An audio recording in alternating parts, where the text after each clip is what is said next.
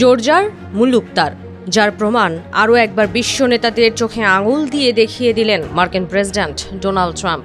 ভেনেজুয়েলায় হামলা চালিয়ে দেশটির প্রেসিডেন্ট নিকোলাস মাদুরো ও তার স্ত্রীকে তুলে নিয়ে গেছেন তিনি। ভেনেজুয়েলাকে সমর্থন কিংবা বিশ্ব নেতাদের নিন্দা বিবৃতিকে পাত্তা দেয়নি ওয়াশিংটন। গত কয়েক মাস ধরে ক্রমাগত হুমকির পর এবার আনুষ্ঠানিকভাবে হামলা চালিয়েছে যুক্তরাষ্ট্র। রাজধানী কারাকাস সহ ভেনেজুয়েলার বিভিন্ন রাজ্যে বেসামরিক ও সামরিক স্থাপনায় হামলা চালানো হয়েছে, যাতে ব্যাপক ক্ষয়ক্ষতি হয়েছে দেশটিতে। এখন প্রশ্ন হলো, কেন ভেনেজুয়েলায় হামলা চালাতে হলো ট্রাম্পকে?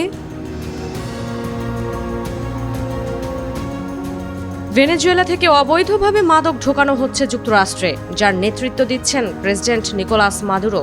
এমন অভিযোগ এনে গত কয়েক মাস ধরেই মাদুরোকে ক্ষমতাচ্যুত করার চেষ্টা করছিলেন ট্রাম্প।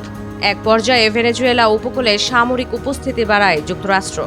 দেশটির নৌযানে চালানো হয় হামলা। এখানেই থামেননি ট্রাম্প। দেশটিতে যাতায়াত করা মার্কিন নিষেধাজ্ঞায় থাকা সব জাহাজ জব্দের ঘোষণা দেন। তেলবাহী ট্যাঙ্কার জব্দ করেন। হুমকি দিয়ে ট্রাম্প বলেন, মাদুরো শান্তিপূর্ণভাবে প্রাণহানি এড়াতে রাজি হলে ভালো, নয়তো কঠিন পথে যেতেও আমার আপত্তি নেই। আর সে যদি শক্ত হতে চায় তাহলে সেটা হবে তার জীবনে শেষবারের মতো শক্ত হওয়ার সুযোগ। ট্রাম্পের এমন হুমকিতেও ক্ষমতা ছাড়তে নারাজ ছিলেন মাদুরো। উল্টো তার পক্ষ থেকে বলা হয়েছে, ভেনেজুয়েলার বিশাল তেল সম্পদ দখলে নিতে এমনটি করছে ওয়াশিংটন, যা তিনি কখনোই হতে দেবেন না। শুধু তাই নয়, মার্কিন হুমকি মোকাবেলায় সম্প্রতি রাশিয়া ও চীনের সঙ্গেও ভালো সম্পর্ক গড়ে তোলার চেষ্টা করছিলেন মাদুরো। যা বুঝতে পেরে ব্যাপারটাকে আর বাড়তে দেননি ট্রাম্প। শেষ পর্যন্ত স্থল হামলার চূড়ান্ত সিদ্ধান্ত নেন তিনি। আজ ট্রুথ সোশ্যালে দেওয়া এক পোস্টে ট্রাম্প বলেন, যুক্তরাষ্ট্র সফলভাবে ভেনেজুয়েলার উপর বড় পরিসরে হামলা চালিয়েছে।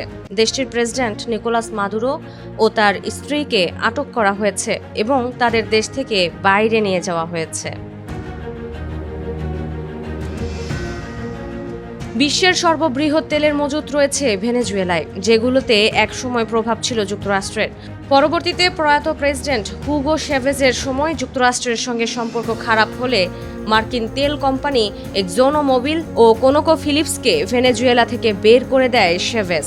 এ দফায় ক্ষমতায় এসে আবারও যার নিয়ন্ত্রণ পেতে চাইছিলেন ট্রাম্প, যার ইঙ্গিত মিলছিল ট্রাম্প প্রশাসনের কার্যক্রমে। ভেনেজুয়েলার প্রায় 40 লাখ ব্যারেল তেলসহ জাহাজ জব্দ করে সেগুলো নিজেদের কাছে রেখে দেওয়ার ঘোষণা দেন ট্রাম্প। অন্যদিকে ট্রাম্পের শীর্ষ উপদেষ্টা স্টিফেন মিলার দাবি করেন, ভেনেজুয়েলার তেল শিল্প যুক্তরাষ্ট্রই তৈরি করেছিল, কিন্তু 1976 সালে তেল শিল্প জাতীয়করণ করার নামে যা যুক্তরাষ্ট্রের কাছ থেকে চুরি করেছে ভেনেজুয়েলা। পরবর্তীতে 2007 সালে এসে বিদেশি কোম্পানির সম্পদ দখলে নিয়েছে, যা আমেরিকার সম্পদ চুরির ইতিহাসে সবচেয়ে বড় ঘটনা। ভেনেজুয়েলা তেলের প্রতি ওয়াশিংটনের নজরের ইঙ্গিত মেলে ট্রাম্পের কথাতেও, যেখানে তিনি বলেন, আমরা কোনো শত্রু সরকারকে আমাদের তেল, জমি বা অন্য কোনো সম্পদ দখল করতে দেব না। এসব সম্পদ অবিলম্বে যুক্তরাষ্ট্রের কাছে ফেরত দিতে হবে।